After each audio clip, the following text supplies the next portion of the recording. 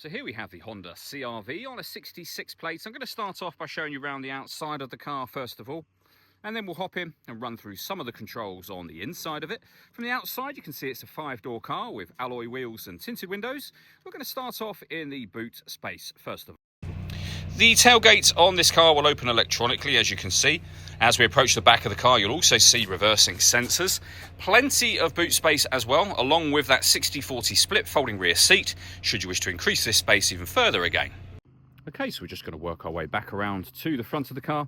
And then, as I mentioned, we'll hop in and run through some controls on the inside of it from there. Now that we've done a full circle, though, you can see it's in lovely condition the whole way round. Just briefly before we climb in, I think it's well worth seeing the interior from this exterior point of view. There's plenty to run through on the dashboard, so let's hop in and we'll do that now. Okay, now that we're inside the car, we're going to start with the dials. Over on the left-hand side, we have the rev counter. Then moving right, it will show you what gear this car is in. It's an automatic. We, of course, are in park at the moment. We have the speedometer in the middle, and then the fuel gauge and coolant temperature gauges on that right-hand side.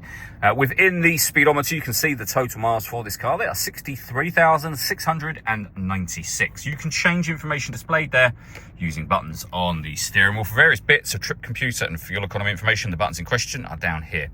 On the opposite side, we have our phone controls. We have cruise control and speed limiter available on the steering wheel as well. The plus and minus pedals behind the steering wheel so that you can change up and down a gear manually with this automatic gearbox. And then into the center, we have two screens. The main screen here, which is where you make adjustments to various different things, and the screen above it, which at the moment is highlighting that we're on DAB radio. So audio seems like a good place to start. There are many options in terms of the ways in which you can listen to music in this car, and you can see those being highlighted on the screen now. They include Bluetooth audio, so once you pair up your phone, you can make and receive phone calls and stream your music wirelessly as well. It's asking if we want to connect to the device, and having selected Bluetooth audio, that is what's now showing in that screen above. So to pair your phone, you could follow the instructions we just saw, or hit phone, and then from there, pair your phone, which we're not going to do at this moment in time. We've also then got satellite navigation, a really nice clear colour display. It's a very easy system to use. And if we put the car into reverse, you'll see that we've also got a full colour reversing camera as well.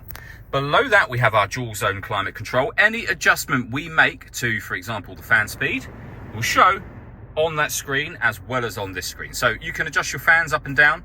You can adjust the driver and the passenger temperature. You can determine where you'd like the air to be distributed. The air conditioning is off at the moment. That button turns it on. So you can see there, off and back on again. Or hit auto. The car will then take full control of the fan speed to maintain the temperatures that you've asked for. You can manually override that whenever you wish to. Our heated rear screen and mirrors are both on this single button just here. We have the gear lever for the fully automatic gearbox, a 12-volt charging socket, and then driver and passenger heated seats with 2 different heat settings each. And then, as you can see, 2 cup holders and some additional storage as well. Last thing I wanted to mention is the panoramic glass roof. So there is a sun blind, as you can see, that opens up to reveal this glass section. And although this is fixed in position, it lets in a huge amount of extra light to this cabin area.